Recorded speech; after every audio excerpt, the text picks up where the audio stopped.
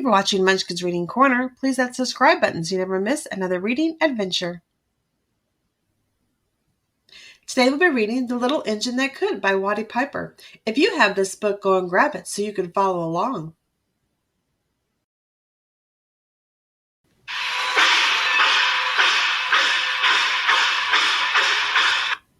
Chug, chug, chug, puff, puff, puff, ding dong, ding dong. The little train rumbled over the tracks. She was a happy little train, for she had such a jolly load to carry. Her cars were filled full of good things for boys and girls. There were toy animals, giraffes with long necks, teddy bears with almost no necks at all, and even a baby elephant. Then there were dolls with blue eyes and yellow curls, dolls with brown eyes and brown bobbed heads, and the funniest little toy clown you ever saw. And there were cars full of toy engines, airplanes, tops, jackknives, picture puzzles, books, and every kind of thing boys or girls could want. But that was not all. Some of the cars were filled with all sorts of good things for boys and girls to eat. Big golden oranges, red checked apples, bottles of creamy milk for their breakfast, fresh spinach for their dinners, peppermint drops and lollipops for after-meal treats. The little train was carrying all these wonderful things to the good little boys and girls on the other side of the mountain. She puffed along merrily. Then all of a sudden she stopped with a jerk. She simply could not go another inch. She tried and she tried, but her wheels would not turn. What were all those good little boys and girls on the other side of the mountains going to do without the wonderful toys to play with and the good food to eat? "Here comes a shiny new engine," said the funny little clown, who jumped out of the train. "Let's ask him to help us." So all the dolls and toys cried out together, "Please, shiny new engine, won't you please pull our train over the mountain? Our engine has broken down and the boys and girls on the other side won't have any toys to play with or good food to eat unless you help us." But the shiny new engine snorted, "I pull you? I'm a passenger engine. I have just carried a fine big train over the mountain with more cars than you ever dreamed of.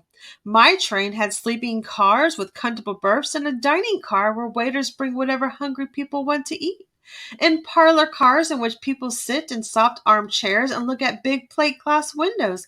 I pull the likes of you? Indeed not."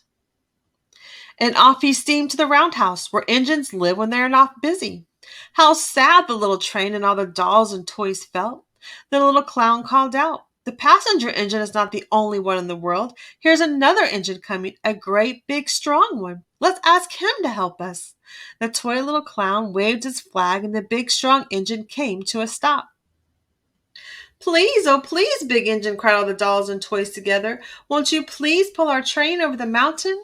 Our engine has broken down and the good little boys and girls on the other side won't have any toys to play with or good food to eat unless you help us." But the big strong engine bellowed, "I am a freight engine. I have just pulled a big train loaded with big machines over the mountain. These machines print books and newspapers for grown-ups to read. I am a very important engine indeed. I won't pull the likes of you." And the freight engine puffed off ignorantly to the roundhouse. The little train and all the dolls and toys were very sad.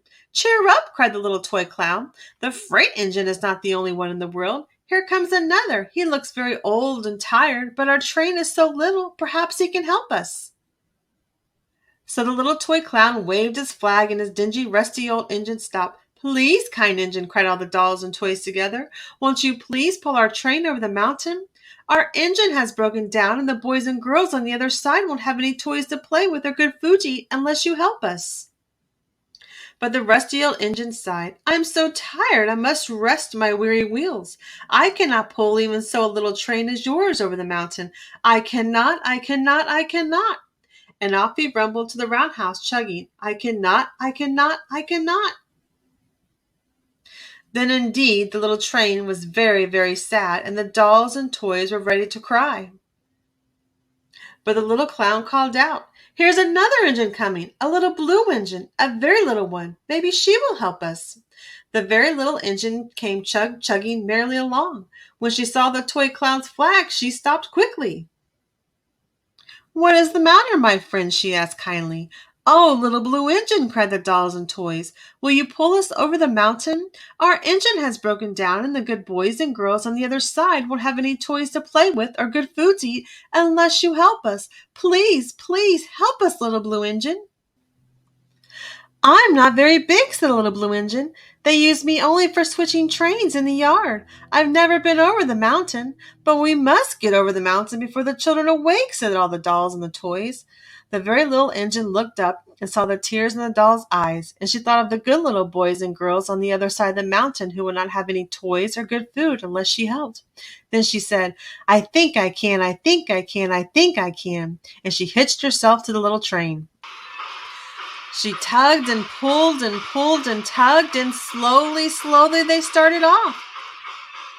The toy clown jumped aboard, and all the dolls and the toy animals began to smile and cheer.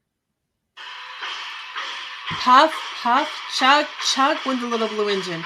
"I think I can, I think I can, I think I can, I think I can, I think I can, I think I can, I think I can." Up, up, up, faster and faster and faster and faster the little engine climbed.